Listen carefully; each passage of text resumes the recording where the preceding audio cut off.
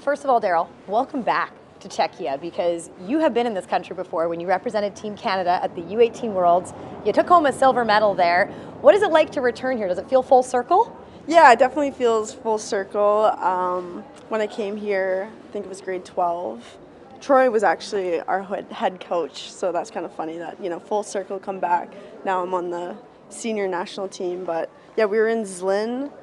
It was kind of like an industrial town. It was super cold, and I actually got super, super sick. Oh. Like so sick that I actually had to miss a game versus the U.S., and I think that's probably the only game I've ever missed in my hockey career. But yeah, I just remember thinking, man, I'm never coming back to this country because of how sick I got. So, I mean, I'm happy to be back here now, though. Well, I would thought maybe you'd say I'd never come back because you did lose in the gold medal game. So does it motivate you a little bit more to end on a better note, healthy, and maybe a gold medal this time? Yeah, for sure. Just being part of this team, it's been a lifelong dream of mine, and now to be in it and, working with everyone, game planning at the hotel, just kind of all of those, factors that make it so much fun.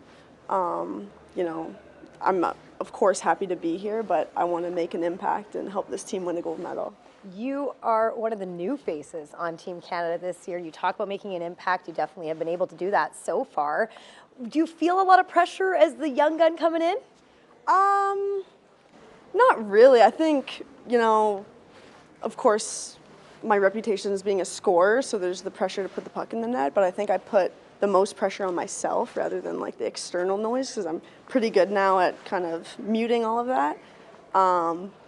But it was nice to score the other day, just to kind of get the monkey off my back so that I can just relax and, play a cool, calm game, because I think that's when I'm at my best, is when I'm not, overthinking or trying to make games bigger than what they are, because at the end of the day, it's just a hockey game, so you've just got to, be chill. Yeah, even do keel. Your thing. Exactly. I love that you talk about people know you for being a scorer, because when you got to the NCAA, you led in scoring in your rookie year.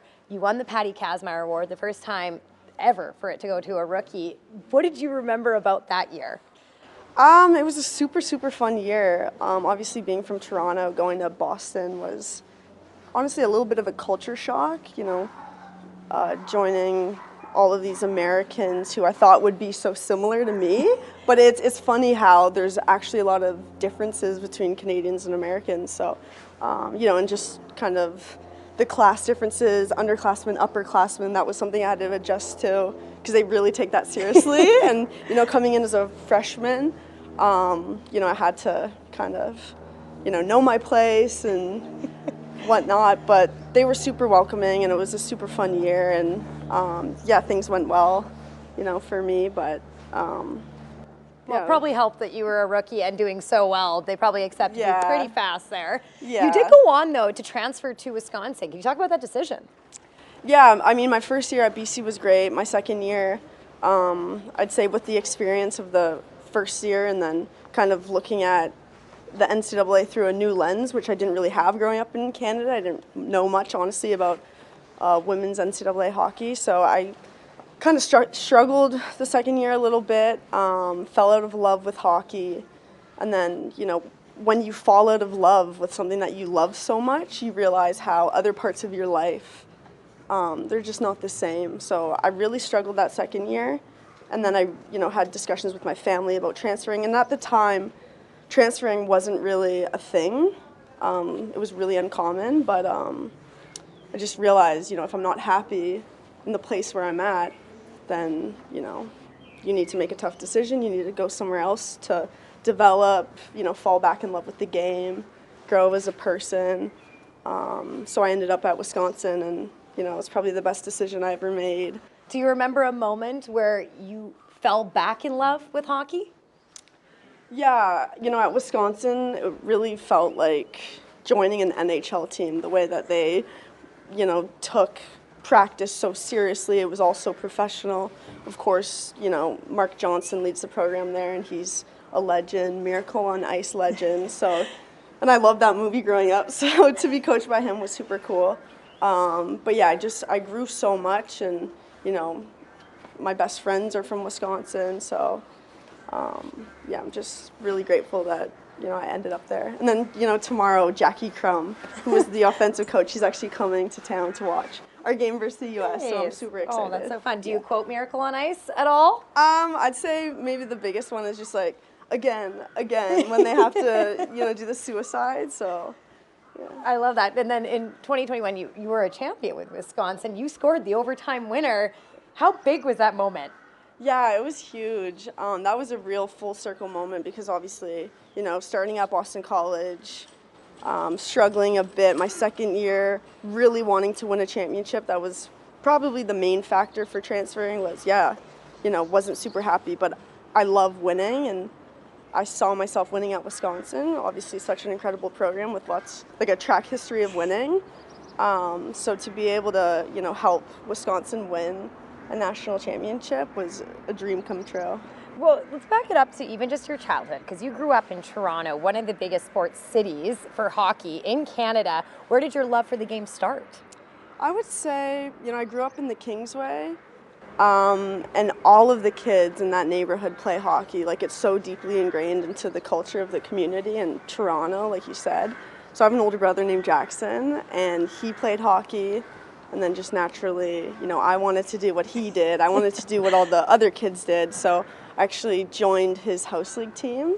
And that was my first team that I ever played on. And then from there, I loved all sports growing up. And, I still do follow lots of sports. So, played a bunch, but hockey was always, my favorite. So I just stuck with it, and here I am. Well, let's talk about your PWHL career. I know you started in Ottawa, but this past offseason, you signed in your hometown of Toronto. Why was it so important to come back to where you grew up? Yeah, I think you see it all the time in the NHL, like John Tavares coming back, signing with the Leafs. I think a lot of, players will talk about how returning to Toronto, hockey is so important to our city. And then obviously, your family's there, your community's there, your friends are there. So for me, it was really a no-brainer once, I had great conversations with Gina and Troy. It was a no-brainer to come back to my home city and play for the first time in maybe 6 or 7 years in Toronto. Wow.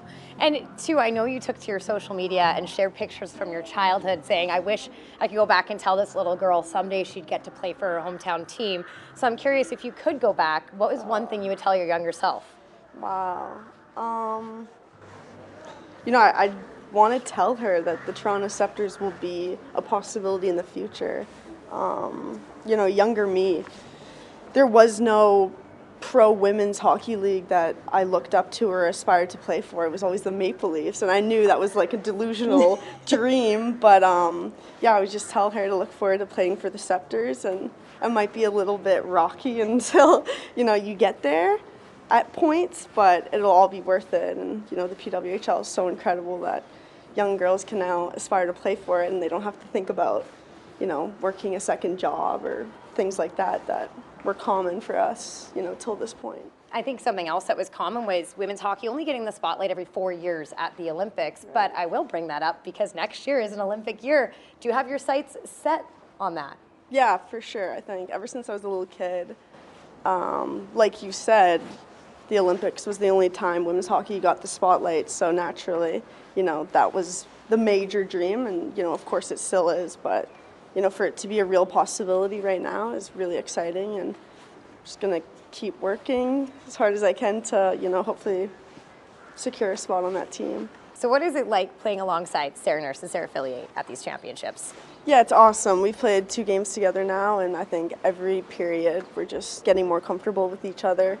I've played with Sarah Nurse in Toronto a bunch, and we've got chemistry there, and then, Fillier is such an incredible player that doesn't take long at all to build chemistry with her. So I'd say it's been just incredibly fun, and I can't wait to just keep building our chemistry throughout this tournament.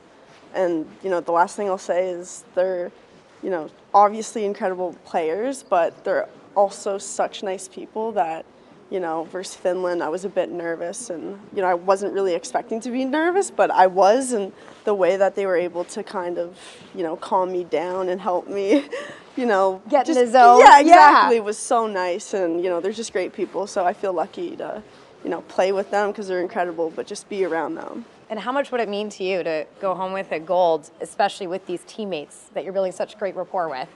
Yeah, it would be incredible. Yeah, to be honest, it's a bit hard to believe that, we could win a gold medal and I could take one home just because, it's taken me quite a bit to get here. But it would truly be like a pinch me moment.